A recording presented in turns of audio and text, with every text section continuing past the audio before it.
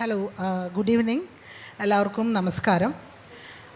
ഇന്ന് ഈ വേദിയിൽ ഒരുപക്ഷെ ഇന്നത്തെ ഒരു വർത്തമാനകാല രാഷ്ട്രീയ സാഹചര്യത്തിൽ ഈ വേദിയിൽ വരാനും സംസാരിക്കേണ്ടതുമായ ഏറ്റവും അനുയോജ്യമായിട്ടുള്ളൊരു വ്യക്തി തന്നെയാണ് ഇന്ന് നിങ്ങളുടെ മുന്നിൽ ഇരിക്കുന്നത്.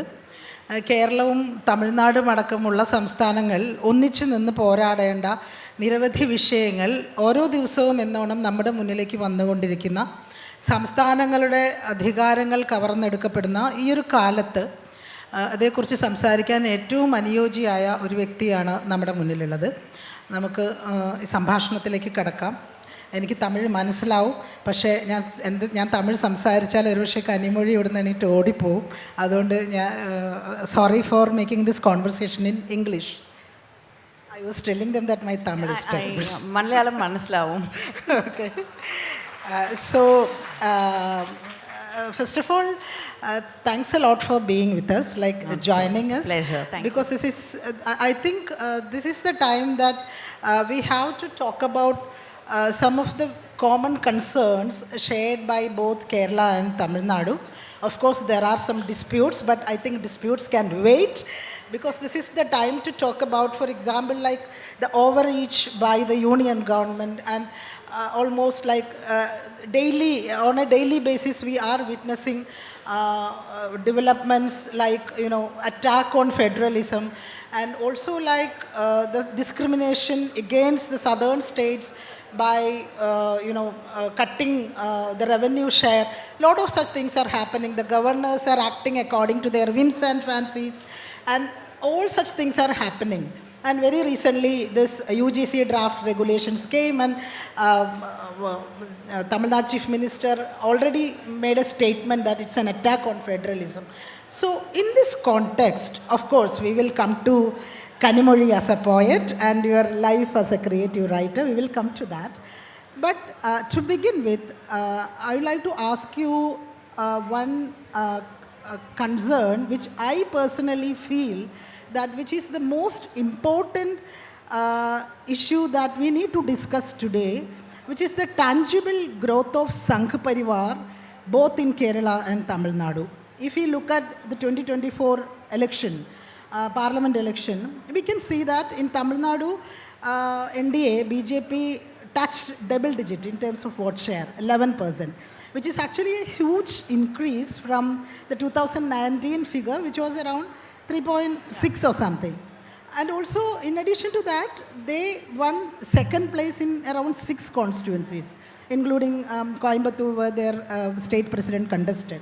So in this context, what is ahead of DMK, or how do you look at it? What is the strategy to deal with this menace, especially in the context of 2026 election? How are you going to deal with it? Vanakkam and good evening to everybody. I'm very happy to be here in this literary festival, especially organized by the youth of Kerala, because we're all, every writer, everybody is concerned that people have, the next generation has to be interested in literature, and that is what takes thinking, that is what takes change forward. So this is a very beautiful and very important moment to see so many young people come together to organize this festival. I'd like to congratulate all of you for doing this, and also to say thank you for doing this, and I'm very happy to be here. Yes, I do understand that we cannot just say there's no space for Sangh Parivar or RSS. They have been working really hard. They've been reaching out to villages and in their typical way, they've been reaching out to smaller communities which they feel they can target easily. But I think in Tamil Nadu or Kerala, I think our ideologies are quite deep rooted to really bring a change which they would want. Like in Tamil Nadu, I mean, I know that many people believe in God, believe in religion, go to temples, but in the same house, you would have a picture of Periyar also, most probably next to the God they worship. So, the ideology of Periyar, the thoughts of Periyar, the self-respect movement which came with the Dravidian movement, that is steeped in the minds of people even if they do not belong to a Dravidian movement. That has become part and parcel of the way people think, the way people evolve their politics. So, to go and completely change people, that I think will be a big challenge for anybody to take them away from that secularism, to take them away from their basic rights. For example, I would like to quote what happened in my constituency. When we were talking about the Narega, there's a woman, old lady from the village who came and said, we're not getting salaries properly and all that. So I said, it is a central government scheme and money has to come from there. She said, if Modi is not going to give us money, let us go protest. I said, where? She said, come, I'll come with you. We'll go protest. So that is the kind of anger, that is the kind of mindset where people are. And we are all used to, I think, Kerala and Tamil Nadu. Religion has never been caste, yes. It has created conflicts. But we've never had conflicts based on religion. So trying to create that, I think there is a strong resistance from people also. So coming election, I definitely will not be worried about the BJP or the Sangh Parivar or RSS. But I think in the long run, we have to resist that. We have to take into account the fact that they have very deep pockets and they've got power and they know, they've completely taken over different institutions, education and media, everything. So when every system of propaganda is in your hands, then reaching out to people becomes much more easier. So all this we have to be aware of, when you're thinking about future generations and future politics. I think every political party which resists, the country going in the direction of a religious identity, I think every political party has to keep this in their mind and, go forward. Yeah, in fact, you are right. Like this paradox is very much visible both in Kerala and Tamil Nadu. And I do remember one experience that I had when I traveled to Tamil Nadu last year in 2024 to Tanjavur. I traveled to report a caste conflict. There was a conflict between Dalit and a middle caste, OBC caste. And then this Dalit people were not allowed to enter the temple. Then I went to the house of this community leader of this OBC caste. When I entered the house, I saw a huge photograph of Periyar. Next to it was Karunanidhi, then Stalin, Udayanidhi Stalin. So I asked him, what's your politics? Then he said, I love Periyar. I am a fan of Udayanidhi Stalin. So that was the response. So indeed, this is actually very complex. This is a very complex scenario. So we all understand that. Coming back to this, point on that federalism is under danger, which is something that we have to discuss very seriously in the current context. Something which we imagined in the past that it would never happen. For example, one nation, one election. a bill like One Nation, One Election. It was something that we never imagined to happen, but it is happening. And also the delimitation, the threat of delimitation is there very much. And Tamil Nadu would be having around 7 fewer MPs if delimitation comes in. So how, what is the strategy to strengthen the resistance to uphold the values of federalism? Before that, I'd like to ask the audience if they would prefer me to continue in English or speak in Tamil. Tamil, okay. This is the response I think I get all over Kerala. And that's what keeps us connected also. Okay. Federalism, yes. தமிழ்நாடும் கேரளாவும் தொடர்ந்து வந்து மாநில உரிமைகளுக்காக federalism, federal rights, state ரைட்ஸ்க்காக தொடர்ந்து போராடக்கூடிய 2 மாநிலங்களாக நம்ம எப்பயுமே இருந்திருக்கோம். தொடர்ந்து அதுக்காக நம்ம போராடிட்டுருக்கோம். திராவிட முன்னேற்ற கழகத்தை எடுத்துட்டிங்கன்னா நீங்கள் எங்களுடைய முன்னாள் முதலமைச்சர் தலைவர் கலைஞர் அவர்கள் முதலாக ஆட்சி பொறுப்புக்கு வந்த பொழுதே வந்து ஸ்டேட்டுக்கும் சென்டருக்கும் இருக்கக்கூடிய யூனியன் கவர்மெண்ட்டுக்கும் இருக்கக்கூடிய அந்த உறவை பற்றி ஒரு ஆராய்ச்சி செய்வதற்காக தனியாக ஒரு கமிஷனையே நியமித்து அதுலேருந்து ரெக்கமெண்டேஷன்ஸ் எல்லாம் வந்து கொண்டு வந்து இதெல்லாம் நடைமுறைக்கு கொண்டு வரணும். You should bring it you know and make it into a reality அப்படின்னு நிறைய ரெக்கமெண்டேஷன்ஸ் கொடுத்து and from the days of பேரறிஞர் Anna we've been talking about state rights in Tamil Nadu. But unfortunately, we see that state rights being chipped away slowly. It's a long process. And innekku when you see every bill parliament la pass pandra ella billiyume வந்து ஏதாவது ஒரு state ரைட்டை எடுத்துக்கிறதுக்கு தான் தொடர்ந்து முயற்சிகள் இருக்குது. இப்போ சாதாரணமாக கொண்டு வரப்பட்ட டிசாஸ்டர் மேனேஜ்மெண்ட் பில், பார்லிமெண்ட்டில் கொண்டு வரப்பட்ட பில், மெனி ஆஃப் இட் வந்து it is overreaching into the state rights, into what the states duties are, states responsibilities. And it will only create confusion தான் கொண்டு வருமே தவிர it won't make disaster management better in any way.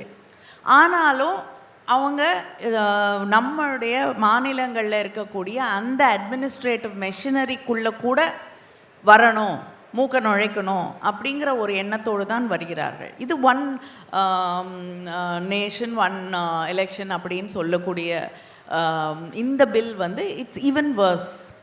It is actually targeted at state parties. We will lose. ஏன்னா ஒரு பெரிய எலெக்ஷனுக்குள்ளே கொண்டு போய் state எலெக்ஷன்ஸையும் கொண்டு வரும்பொழுது நம்முடைய பிரச்சனைகள், நமக்கு இருக்கக்கூடிய கவலை, நமக்கு இருக்கக்கூடிய ஒரு தமிழ்நாட்டிலையோ கேரளாலேயோ ஆந்திராலேயோ பீகார்லேயோ இருக்கக்கூடிய பிரச்சனைகள் அங்கே வந்து யார் காதலையும் விழாது. ஒரு தேசிய எலெக்ஷனில் வந்து ஒரு தேசத்திற்கு இருக்கக்கூடிய பிரச்சனைகள் மட்டுமே பேசப்படும். நமக்கு புரியாத, நமக்கு தெரியாத பல மொழிகளில் அது பேசப்படும். அப்படி இருக்கக்கூடிய சூழ்நிலையில் நம்முடைய அடையாளங்களை, நம்முடைய உரிமைகளை, நமக்கு முக்கியமான பல விஷயங்களை அந்த எலெக்ஷன்லேயே, ஆட்சி மாறினப்புறம் ஆட்சி வந்தப்புறம் தொலைக்கிறது வேறு. இது election ப்ராசஸ்லேயே we will be losing our identity and our concerns will be getting lost in those elections itself.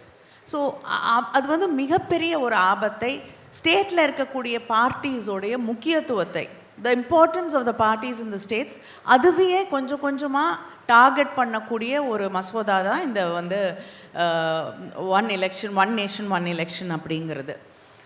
But fortunately they do not have 2/3 majority, and it will be very difficult to pass it. Illanna I don't think the union government would have even sent it ஒரு select committee-க்கு அனுப்பி அதை வந்து திருப்பி examine பண்ணுற அளவுக்கு கூட கொண்டு வந்திருக்க மாட்டாங்க. So they know that even அவங்களோட கூட்டணியில் இருக்கக்கூடிய அவங்களோட அலைஸ் கூட நிறைய பேர் வந்து நிச்சயமாக இந்த இதை வந்து ஏற்றுக்க முடியாத ஒரு நிலைமையில தான் இருக்காங்க. அண்ட் வி நோ வந்து union government, when you differ from them, when you do not accept their policies, when you do not accept their ideology, how they target states.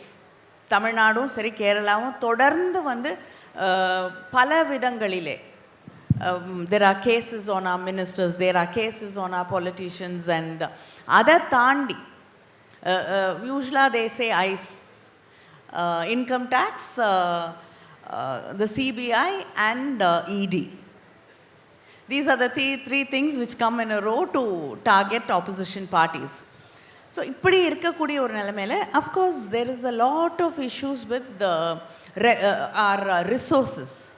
We after GST, state does not have any way to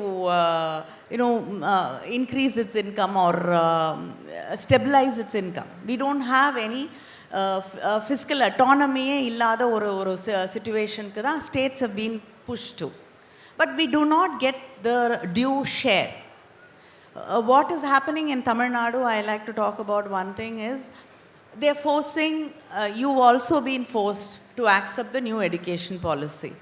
எங்களுக்கும் அதே நிலைமை தான். தமிழ்நாடு புதிய education பாலிசியை accept பண்ணணும். அப்படின்னு இல்லைன்னா we will not give you the 5,000 crores which has to come through SSA. That is a big amount.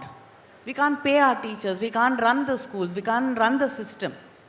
ஆனால் கிட்டத்தட்ட கழுத்தில் கையை வச்சு நெரிச்சிட்டு நீ ஒத்துக்கிறியா இல்லைனா உன்னுடைய எடுகேஷன் சிஸ்டமையே நான் வந்து கழுத்தில் கையை வச்சு நெரிச்சு கொலை பண்ணட்டுமா அப்படிங்கிற ஒரு இடத்துல தான் வந்து இன்றைக்கி யூனியன் கவர்மெண்ட் வந்து நம்மளெல்லாம் மிரட்டிகிட்டு இருக்காங்க. ஸோ அப்படி இருக்கும்போது இது ஆக்சுவலாக சொல்லணுன்னா 2 பேர் இருக்காங்கன்னு நினைக்கிறேன். ஒன்று, குஜராத் முதலமைச்சராக மோடி அவர்கள் இருந்தபோது he had a completely different idea about state rights, about union government, about how to run the country. ஆனால் இன்றைக்கி அவர் பிரதமராக இருக்கக்கூடிய அந்த காலகட்டத்தில் completely different person is come to the four. அவருக்கு ஸ்டேட் ரைட்ஸ்லலாம் நம்பிக்கை இல்லை. முன்னாடி ரொம்ப வீராவேசமாக ஸ்டேட் ரைட்ஸை பற்றி பேசுவார். இப்போ எந்த ஸ்டேட்டுக்கும் ரைட் இருக்கக்கூடாதுங்கிறது தான் அவங்களுடைய ஆசையாக இருக்குது. அப்படிப்பட்ட ஒரு சூழலில் I think affected states have to come together. இதுதான் வந்து தொடர்ந்து எங்களுடைய முதலமைச்சரும் எடுத்துகிட்டு இருக்கக்கூடிய முயற்சி. we've been reaching out நிறைய இஷ்யூஸில் ஜிஎஸ்டியாக இருக்கட்டும், மற்ற இதுவாக இருக்கட்டும், எல்லாத்துக்குமே we are reaching out to other chief ministers, other leaders, and I think people have to come together to fight for our rights, because it's in the education is in the concurrent list, but unfortunately the union government behaves like it is completely under it. State கவர்மெண்ட்டுக்கு education மேலே அது வந்து நீட்டை கொண்டு வரதாக இருக்கட்டும், எதுவாக இருக்கட்டும், எந்த ரைட்டுமே இல்லைன்னா what happens to the future of our children? Like ஒரு small example in new education policy is if they don't have enough students then they want to close down schools. But in Tamil Nadu, I am sure in Kerala also, even if there are two students, one student in some areas, we do not close down schools, because our ideology is to ensure that everybody has a right to education. But the RSS ideology is that only a few people have a right to education and we all should stay away from it. So that is the difference. So we have to fight against this ideology, we have to resist it. And I think there is resistance, but we have a lot of questions about election processes also today. கொஞ்சமாக வந்து எல்லா இடங்கள்லேயும் வந்து ஒரு octopus மாதிரி எல்லாத்தையும் வந்து தன்னுடைய கரங்களை நீட்டி எல்லா உரிமைகளையும் கொஞ்சமாக வந்து ஒன்றிய அரசாங்கம் எடுத்துகிட்டு இருக்கக்கூடிய அந்த ஒன்றிய அரசாங்கம்ன்ற வார்த்தையை சொன்னால் கூட வந்து அங்கே கோபம் வரும். ஏன்னா சென்டர் அப்படின்னு தான் சொல்லணும். மத்திய அப்படின்னு சொல்லும்போது தான் வந்து they feel that they the centre of, ஒரு காலத்தில் சைனா சொல்லும் இல்லையா, we the centre of the whole world. அந்த மாதிரி சென்டர் அப்படின்னு சொல்கிறது வந்து தே ஃபீல் கம்ஃபர்டபுள். நாங்கள் யூனியன், ஒன்றியம் அப்படின்னு சொல்லும் பொழுது, யூனியன் ஆஃப் ஸ்டேட்ஸ்ன்னு சொல்லும்போது they are very uncomfortable because they don't believe in that concept itself. So இப்போ வந்து டீலிமிட்டேஷன் வரும்பொழுது all of us who performed well are going to lose our representatives. We will go to the court, we will contest Kerala, Tamil Nadu, many of the states. But beyond that, I think there will be a people's movement. People will rise against this. I am very sure. Because we've seen, that is what brings the change. எந்த ஊர்லேயும் வந்து பார்த்துட்டு எங்களுடைய உரிமைகளை, எங்களுடைய எம்பிஸை, எங்களுடைய இங்கே இருக்கக்கூடிய எங்களுக்காக பேசக்கூடியவர்கள் எல்லாத்தையும் நீங்கள் எடுத்துகிட்டு போயிடுவீங்க, நாங்கள் உட்காந்து வேடிக்கை பார்த்துட்டே இருக்கோன்னு யாரும் ஒத்துக்க மாட்டாங்க. நிச்சயமாக கேரளாவும் தமிழ்நாடும் எப்பொழுதுமே வந்து தங்களுடைய உரிமைகளுக்காக போராடக்கூடிய மக்கள் இருக்கக்கூடிய இடம். இரண்டு பேரும் சேர்ந்து போராடி இருக்கோம். அதோடைய வெற்றி தான் வைக்கம் விழாவை இப்பொழுது சமீபத்தில் பார்த்தோம். நம்ம எங்களுடைய முதலமைச்சர் வந்து அந்த விழாவில் கலந்து கொண்டார்கள். தந்தை பெரியார் காலத்திலிருந்து அந்த போராட்ட குணம் உங்களுக்கும் இருக்குது, எங்களுக்கும் இருக்குது. நிச்சயமாக people will come to the streets and we will never let it happen. Certainly, there will be a people's uprisal. Coming back to, before that, yesterday when we were talking over phone, she asked me, this is a literature festival and I was told that we are going to talk about literature. And I know that she might have bored with talking every day on politics. No, இப்போ வந்து I can never say I'm bored because everybody has a duty to talk about politics, to talk about what we believe in. Yeah, but I think we should give an opportunity to talk about Kanimozhi as a poet and your life as a creative writer, and how do you balance? When in the late 2000, like in 2007-8, you were more popular as a poet in Kerala. Of course, you were a member of parliament since 2007, but you were more known as a poet here. So I'm really interested to know the shift or the transition happened in your life, and how do you manage this life of a creative writer and that of the leader of a political party, the ruling party? Some very personal reflections of your life. Yeah, as a writer, you have a freedom which is, லிமிட்டே கிடையாது ஒரு கிரியேட்டருக்கோ ரைட்டருக்கோ. அந்த இன்னைக்கு இருக்குது. இன்றைக்கி வந்து எந்த ரைட்டரோ, எந்த போயட்டோ, எந்த க்ரியேட்டிவ் ஆர்டிஸ்ட்டுக்கும் லிமிட் இல்லைன்னு நான் சொல்ல முடியாது. நீங்கள் என்ன எழுதினாலும் there's so much of limits, political limits on it. ஆனால் there is actually no limits for any writer or artist. Politics is not that limitless ஆன ஒரு எல்லைகள் இல்லாத ஒரு இடம் அப்படின்னு சொல்ல முடியாது. You belong to a political party. You are responsible for the people who voted for you, who elected you. So இந்த விஷயங்கள் இருக்குது. அந்த பொலிட்டிக்கல் ஐடியாலஜிக்குள்ளே சில நேரம் நம்ம நம்புகிற விஷயத்தையே வந்து எதிர்த்து வந்து எழுத்துக்களில் எழுத்தாளராக கேள்வி கேட்போம். ஆனால் அது ஒரு மாசஸ்க்கும் லார்ஜர் ஆடியன்ஸ்க்கும் போகும்பொழுது அது வேறு விஷயமாக மாறும். So that contains you a little bit as a writer. But then when you really believe in Dravidian literature-um Dravidian politics-um எடுத்துக்கிட்டிங்கன்னா, I think the most important thing the Dravidian literature did was bring literature, art, poetry, everything to the people.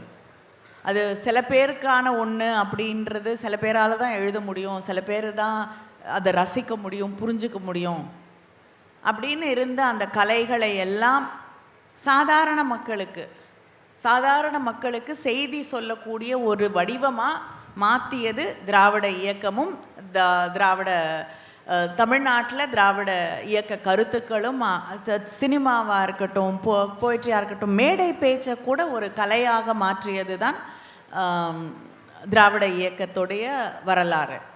So அப்படி சொல்லும் பொழுது I think when it doesn't mean anything to the, I think same thing, Kerala also has the same heritage.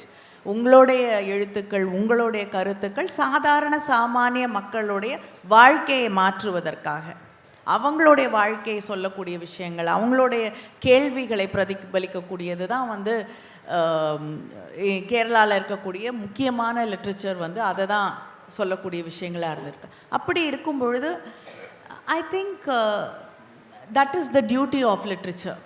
So there is no actually adjusting between the two worlds. I think what you believe in is what you write.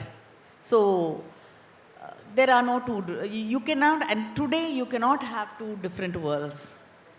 All of us are here to create a better world, a better country, and we all raise our voices together as a single voice to get back this country to what our forefathers wanted it to be, a secular nation, a nation which is inclusive, and a nation which stands with everybody who owns this country. So that is where literature should go. Before concluding this conversation, this is something which I always wanted to ask you when we meet. I was waiting for an opportunity to ask you this. This is about all those unfortunate incidents happened in 2009-10. The days on which you were arrested, imprisoned, and later you were acquitted. How do you recollect those incidents now? And as a journalist, I wanted to know, how do you look at the role played by media in that entire 2G spectrum controversy, and how, and after your acquittal, how media handled that? Yes, I think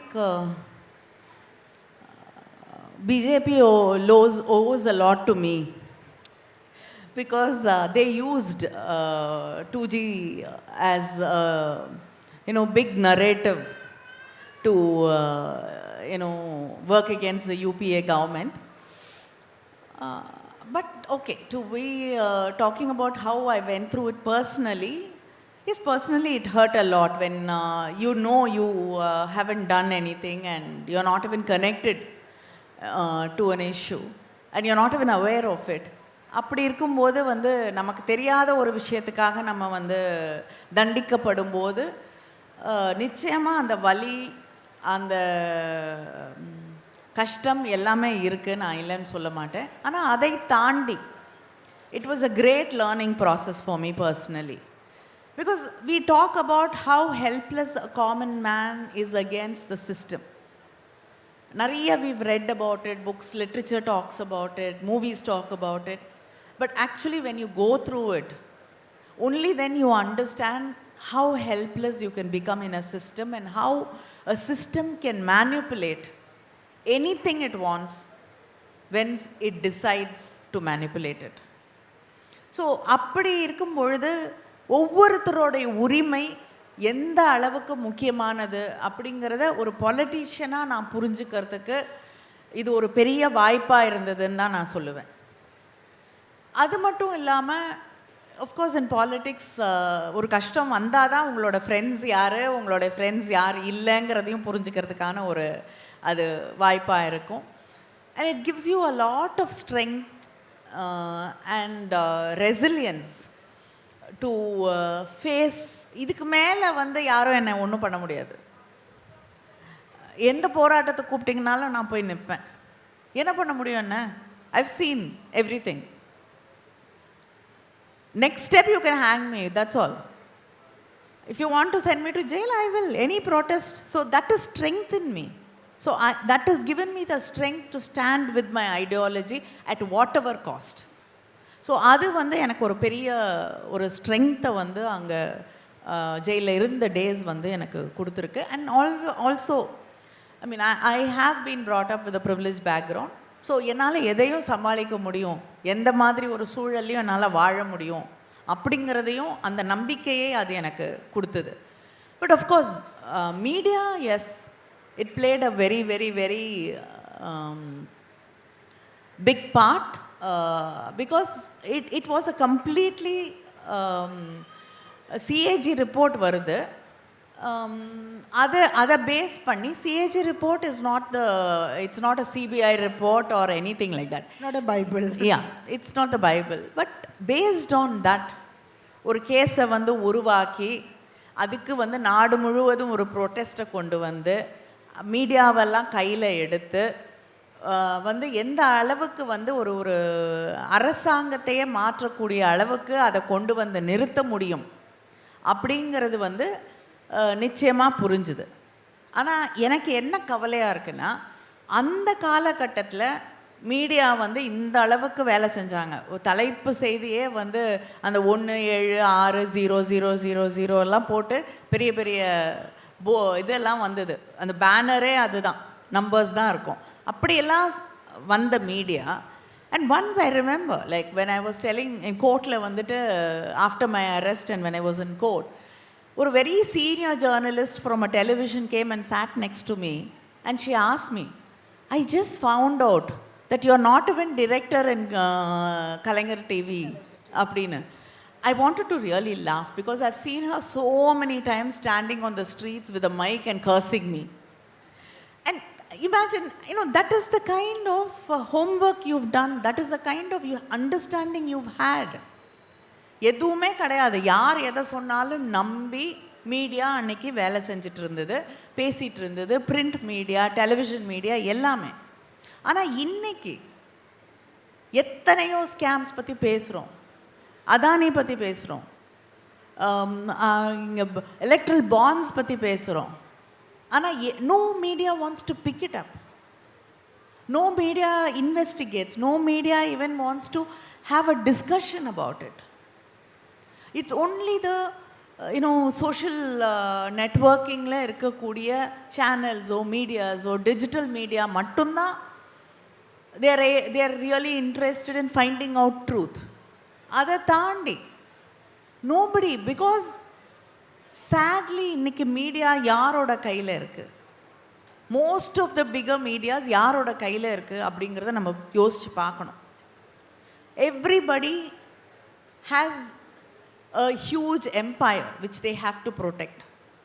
அப்படி இருக்கக்கூடிய நிறைய கண்ட்ரீஸில் you cannot be in media and be in other businesses.